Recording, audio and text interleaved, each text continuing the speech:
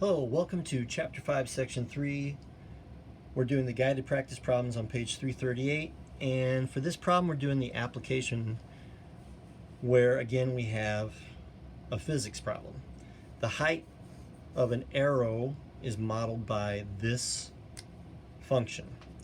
So the height at time t is equal to negative 16t to the second power plus 63t plus 4.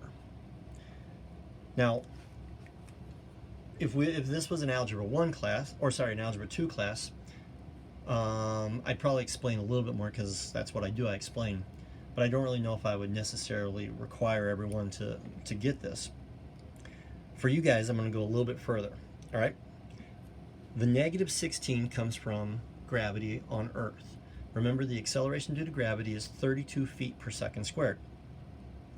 So, and the actual physics is negative 1/2 times the coefficient of gravity. So that ends up with negative 16. You're going to be seeing negative 16 for every problem where we're talking about height compared to time.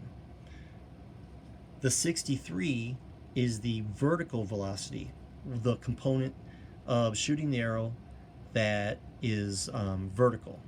And of course, when we don't always shoot things, and please don't shoot arrows vertically. They tend to come back down where you were, all right? So don't do that. But when we have motion in a two-dimensional plane, so you got up and down, left and right, 2 dimensions. You have 2 component vectors. We are ignoring the sideways part for this problem. This is only talking about the upwards part, the vertical part. And I know that that is something I wish we could spend some more time talking about together in class. Because without having an idea of component vectors, then that is a little confusing. So I understand that. But for now, just think about this in terms of we're only worried about how far it goes up and how far it goes down. It doesn't mean that you're shooting it directly over your head. And please don't do that. If you're into archery, that's a bad thing to do.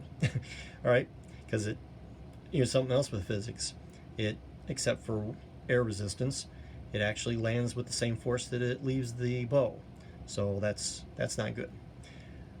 The 4 represents the height when the arrow leaves the bow, which basically means, like for me, I'm 6 feet tall. So if I'm going to be shooting a bow, it's probably going to be around my shoulders, which is probably about 4.5 feet, maybe close to 5 feet. So this would be someone who might be shorter than I am. Okay, so hopefully we've understood what's happening here. But how do I answer the question? T is the time in seconds since the instant that the arrow leaves the string.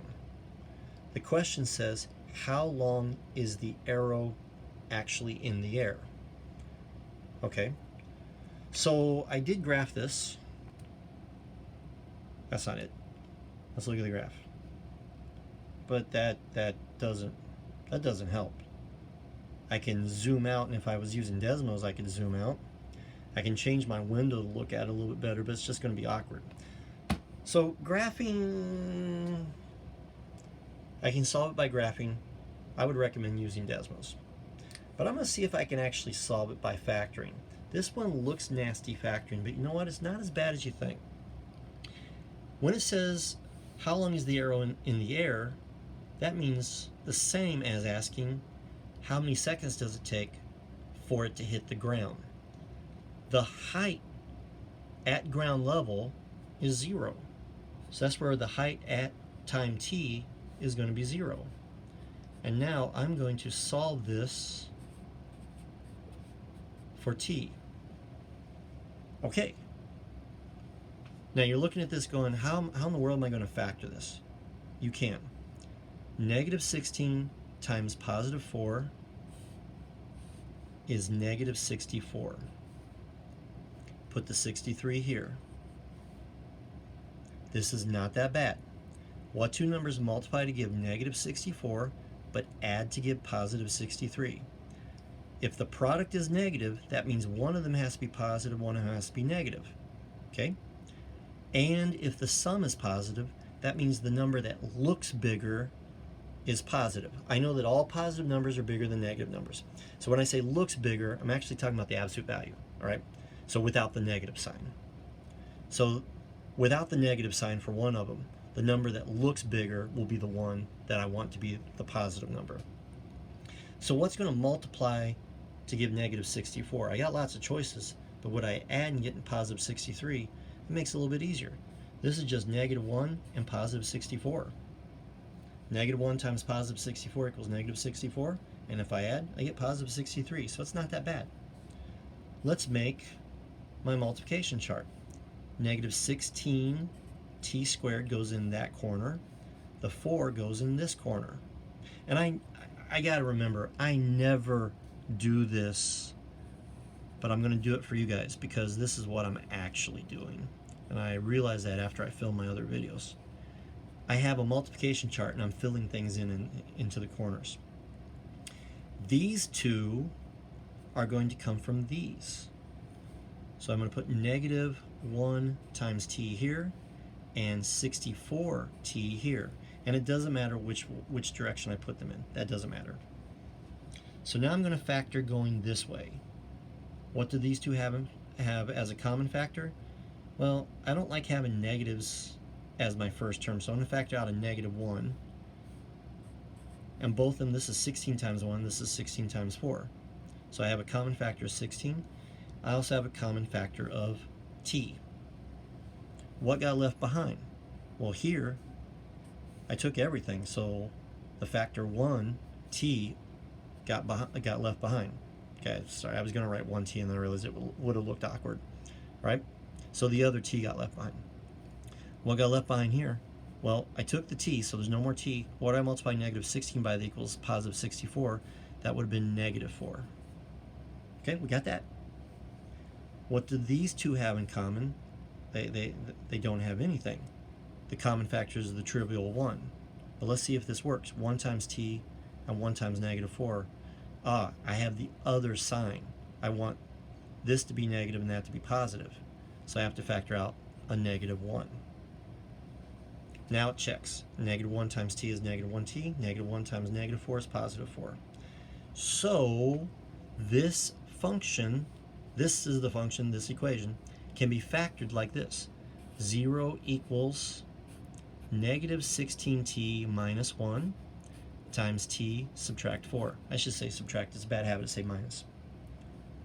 The first part, negative 16t subtract 1 equals 0. I'm going to add 1 to both sides. I'm going to divide by negative 16. That tells me t equals negative 1/16 of a second. What in the world does that mean? How do you have negative time? Well, let's look at the graph. You can't see, but the y-intercept is actually 4. So the graph actually looks, and I'm exaggerating this a little bit, actually looks like this. Why? Because the original height was 4 feet. Now, the function does not know that this is about height versus time. You, being an intelligent person, knows that you're using the function to determine height and time. But the math is just going to work out as the math. So I'm only looking at starting here because this right here is t equals 0. This right here is t equals negative 1/16. So it's just a continuation of the graph going in the other direction because, let me move that up so you can see it, because the height was not 0. If you remember the soccer problem that we did, the ball was actually starting on the ground when it got kicked. So we didn't run into this problem. However, if the arrow starts at 4 feet, goes up and comes back down, I want to find out what this t is equal to. That's the other part. T subtract 4 equals 0. I'm going to add 4 to both sides, solve it algebraically, and I get t equals 4 seconds. So that's 4 seconds. So the correct answer, how long is the arrow in the air? The arrow is in the air for 4 seconds. And as always, answer the question that was asked. Don't just say t equals 4.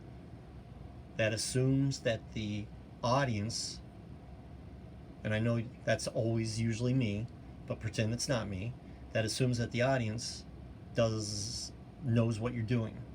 Okay? Just assume that the audience needs a little bit more help than that. So spell it out for them. The arrow is in the air for 4 seconds. See you in the next video.